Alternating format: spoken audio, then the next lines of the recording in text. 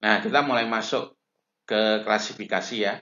Salah satu bab di data mining ini. Klasifikasi adalah mencari pola kelas di dataset berdasarkan nilai atributnya. Jika polanya diketahui, kita bisa menggunakan pola tersebut untuk memprediksi kelas dari data yang kelas aslinya tidak diketahui. Pencarian pola itu menggunakan algoritma klasifikasi.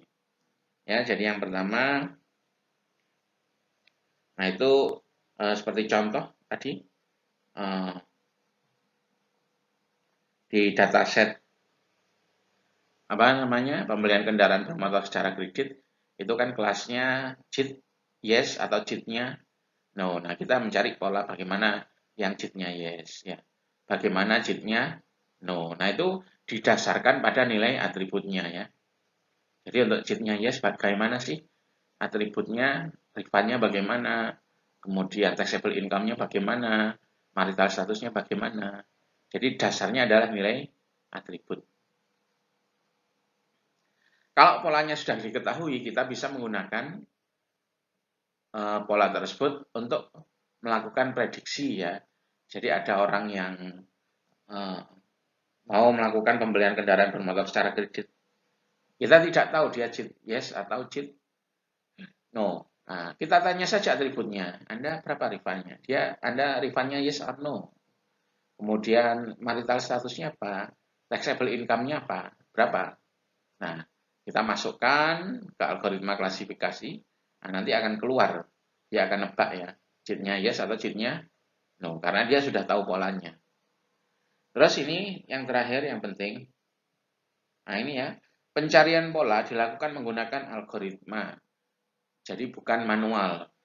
Jadi di data mining ada dataset yang banyak. Nah, itu Anda tidak diminta untuk melihat satu persatu angkanya ya, tetapi nanti yang mencari polanya adalah algoritma klasifikasi.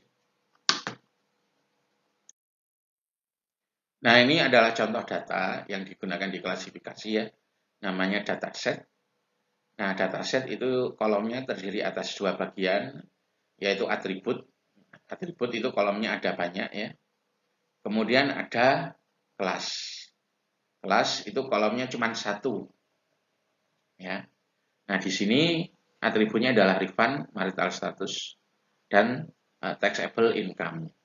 Kelasnya kelas cheat ya. Cheatnya nilainya bisa no, bisa yes. Yang menjadi kelas adalah kolom yang ingin kita ketahui polanya. Ya.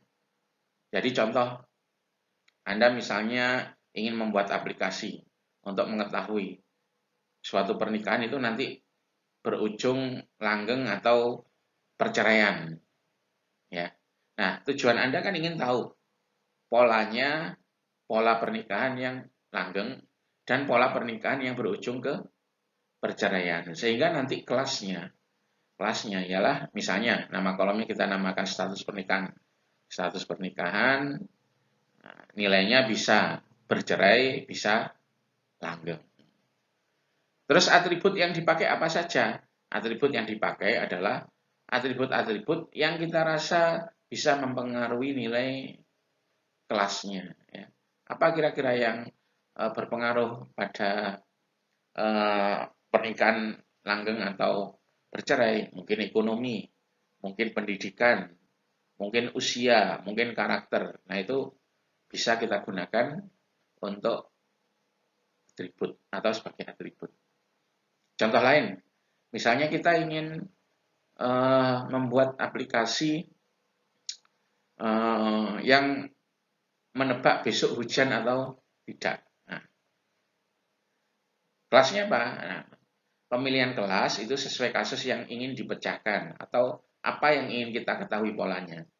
Kan kalau misalnya kita membuat aplikasi untuk menebak besok hujan atau tidak, artinya kan kita harus mengetahui pola bagaimana kalau hujan bagaimana polanya, kalau tidak polanya bagaimana. Sehingga kelasnya apa? Kelasnya itu hujan ya, cuaca misalnya, kolom cuaca. nilainya hujan, terus tidak hujan. Nah itu. Jadi kita ingin mempelajari bagaimana sih cuaca itu kalau misalnya hujan, besok hujan. Bagaimana sih cuaca itu kalau misalnya besok tidak hujan. Nah itu kita gunakan sebagai kelas. Atribut. Nah, kira-kira apa saja yang mempengaruhi atau berhubungan dengan besok hujan atau tidak. Misalnya suhu saat ini, kecepatan angin saat ini, awan, dan seterusnya. Nah, kemampuan untuk memahami atau menentukan kelas dan atribut-atribut yang digunakan itu kemampuan krusial yang dasar ya. Karena saya sering menemukan mahasiswa yang sudah di semester akhir data mining hanya menentukan kelas dan atribut saja masih keliru. Nah, itu Anda harus paham ya.